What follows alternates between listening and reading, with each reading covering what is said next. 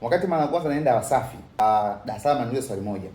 Akaniuliza, hivi mtu mara ya kwanza kwenda gym akitaka kwenda kupungua na afanye nini?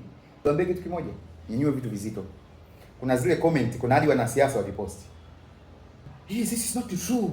Yaani kila sehemu, even my trainers wakaanza kuagiu, no, cardio first, unatakiwa kwanza upunguze mwili kwanza kwa kufanya mazoezi ya cardio, zeni baadaye uanze kujenga mwili kwa kujenga misuli. Nani ana huo muda?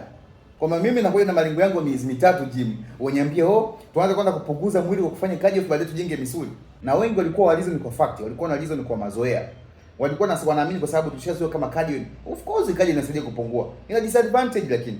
So sababu iliyofanya nianze kusema na hata kwa confidence ya kusema kwenye media kunyanyua vitu vizito ni lazima, kwa sababu cardio ina changamoto kubwa sana.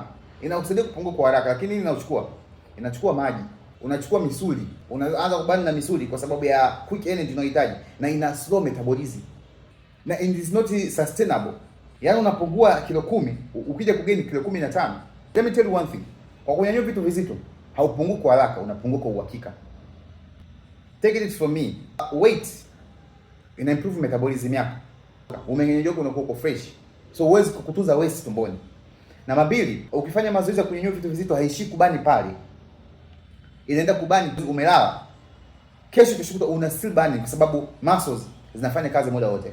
Kulipea, tunasema unafanya mazoezi unavunja misuli, inahitaji more calories. So unakuta kila hata ukila hauwezi kugain. Ukila ile energy inatumika kwenda kulipea misuli na haitumiki kutenda kwenda kuongezeka uzito, kuongeza mafuta.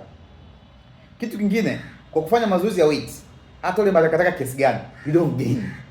Nadhani muonaga watu wa gym wanakulaga kila kitu, mabiskuti, machokoleti, makike, mawali, maugali. Hivi vitu ni ongoing research. So before you argue, yani it was messy. Yani kama ningekuaga na sijui ninachokisema, ningeshakimbilia kwa task naona. Kila mtu anaongelea about umuhimu wa weight. Na wanawake mkishafikisha miaka 30 kwenda juu, estrogen inashuka, hormones na shift, unaanza kuongezeka mafuta maeneo haya hapa, shape inaharibika, umeingia menopause, unapata osteoporosis, maumivu ya magoti, sijui nyonga, unahitaji more weight.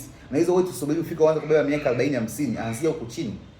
Same tu wanaume, usubiri protein uanze kula baadaye. Kimbia mara moja mara mbili. Hauwezi kuspend siku 5 nzima kwenye klasi za zumba, sijui aerobics. You always on treadmill. Kuna muda utafika, age itakukataa. Age itakwambia sitaki mazoezi yako ya kuruka hapa. Unanipandishia cortisol. Nataka mazoezi ya kujenga misuli, nilinde mifupa yako, nilinde metabolism yako, nikulinde wewe mwenyewe. Na magonjwa sio kuambukiza, nikulinde na kisukari cha wanga ambao unakula kila siku.